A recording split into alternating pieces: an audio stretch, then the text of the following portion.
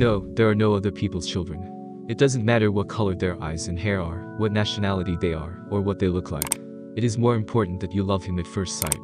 Interasnogo.net has prepared a touching story for you, based on real events. This family could definitely become characters in a book or a movie.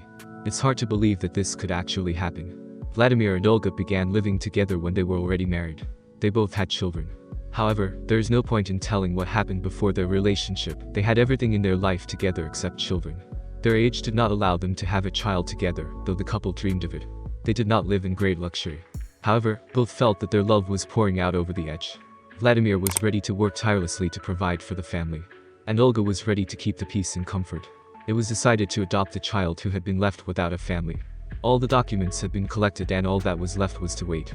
Vladimir and Olga understood the responsibility that they were taking upon themselves, but they were sure that they would overcome any difficulties together. They waited for an answer for about half a year. And finally, the cherished phone call on the other end of the line. They were told that a healthy baby girl had been born 2 days before, but her mother gave up on her. They could meet the little girl in the neighboring city where she was born. Immediately the couple went to the maternity hospital. The baby had not yet been discharged. Olga was given the necessary documents. Yes, the child is completely healthy. The woman knew in advance that she would be ready to cope with any diagnosis. Fortunately, there was nothing to cope with. Olga asked the doctors why the mother refused to give up her newborn daughter. They explained to her that the woman came to the city to earn money. She was an Uzbek herself. She has 3 children waiting for her in her homeland. Her circumstances do not allow her to leave her daughter. Her own mother wrote a letter of resignation with pain in her heart. The doctor told Zucker's story with undisguised sadness, and then made sure once again whether Olga would come for her child. Olga confirmed she was a mother now. The conversation with the doctor was over. It was time to go home. Olga slowly wandered along the half-empty corridors. Now the thought that her own mother loved her baby and did not want to leave her was weighing on her. At first sight she felt warm feelings for the little girl, but her heart somehow felt heavy. Before leaving, Olga decided to look at the future daughter again. In the room peacefully sniffling little children, tightly wrapped in diapers. It was so quiet, only a quiet beautiful melody broke the silence. It seemed to be sung by one of the women in labor. Olga tried to listen to the words, but she could not understand them, as they were sung in a foreign language. Olga cautiously peered into the room. She noticed that a woman was holding her baby girl in her arms. The baby was hanging on her mother's breast, soundly swallowing milk. Olga could not calmly look at what was happening, her heart clenched in pain.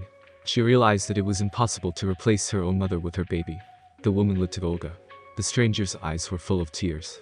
Then they reminded her of 2 lakes, just as deep. The mother finished feeding the girl and approached Olga. Zura asked her not to tell her daughter anything, lest she look for her when she grew up. The pain of loss should subside over the years. The baby was not born by chance. For her birth, however, Zura made many mistakes. Forgive me and understand, the woman sighed. With a sad smile, the mother asked what name her daughter would be given by her new parents.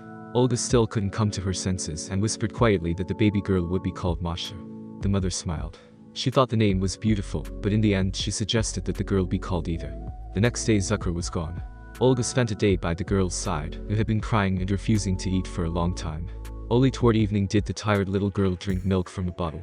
They stayed in the hospital for another 10 days and then went home.